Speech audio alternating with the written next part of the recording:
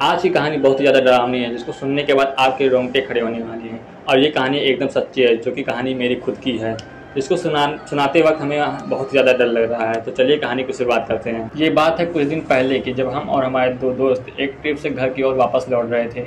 तभी रास्ते में अचानक हमारी कार खराब हो गई, और जब हम तीनों बाहर निकले तभी अचानक हेडलाइट्स भी ऑफ हो गई। तभी हमारे ड्राइवर ने कहा कि आप सब लोग कार में बैठे रहिए और मैं कोई मैकेनिक आसपास ढूंढ के लेकर आता हूँ। तो हम लोग आजकल के लड़के खुरापाती कहाँ कार में शांति से बैठने वाले। तो हम लोग कार से उतरे, और कार से उतरने के बाद थोड़ा सा आगे गए, थोड़ा सा दूर गए, वहाँ पर चारों तरफ से देखा, पूरा रास्ता सुनसान था। कोई वहाँ पर दिख ही नहीं रहा, कोई जानवर ना कोई इंसान, कोई वहाँ पर दिख ही नहीं रहा था। तो 2 कदम और आगे जाने के बाद हमको एक महल जैसी चीज़ दिखाई दी, जिसमें से बहुत ज़्यादा तेज़ प्रकाश आ रहा था।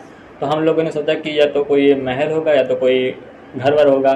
तो हम लोगों ने तो सोचा कि यहाँ पर क्या पता रात गुजारने का थोड़ा कोई प्रबंध मिल जाए। हम लोग उस महल की ओर बढ़े।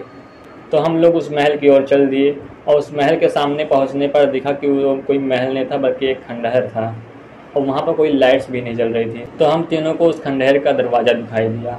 तो जैसे ही हम लोग उस दरवाजे की तरफ बढ़े, तैसे ही दरवाज़ा अपने आप खुल गया।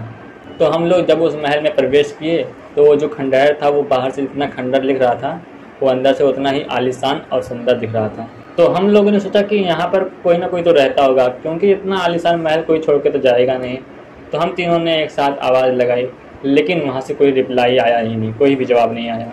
फिर हमें उस महल की सीढ़ी दिखाई दी, जो ऊपर की ओर जाती है, और जहाँ पर वो सीढ़ी ख़त्म हुई, वहाँ पर बड़ी सी दीवार पर बड़ी सी पेंटिंग लगी थी। तो हम लोग धीरे धीरे उस पेंटिंग की तरफ बढ़ने लगे, और जैसे ही हम लोग उस पेंटिंग के पास पहुँचे, तैसे ही उस पर लगा पर्दा अचानक उड़ गया। उस पर्दे को उड़ते ही हमारे होश भी उड़ गए, क्योंकि वो पेंटिंग इतनी सुंदर थी कि देखने से ये लग रहा था कि वो इस महल की कोई रानी या राजकुमारी कभी न कभी थी।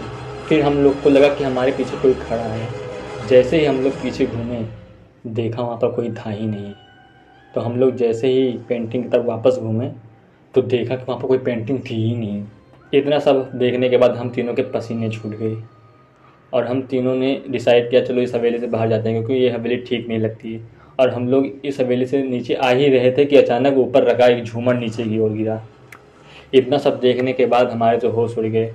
और इससे इंटरेस्टिंग चीज़ अभी और है, हम लोग बहुत तेज़ी से दरवाजे की ओर भागे, और देखा वहाँ पर कोई दरवाज़ा था ही नहीं, और ना कोई बाहर जाने का रास्ता। फिर कुछ देर पहले जो हवेली हमें आलीशान और सुंदर दिखाई दे रहा था, वो अचानक एक खंडहर में परिवर्तित हो गई। फिर हमको लगा कि हम इस हवेली में फंस चुके हैं।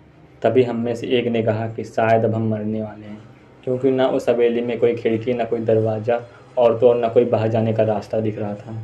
फिर तभी हमको किसी के रोने की आवाज़ सुनाई दी, जो महल के दाईं तरफ से आ रही थी। तो हम लोग उस तरफ जब गए धीरे धीरे, तो वहाँ पर एक कमरा दिखाई दिया, जिसका दरवाज़ा खुला था, और सिर्फ केवल उसी कमरे में एक खिड़की थी।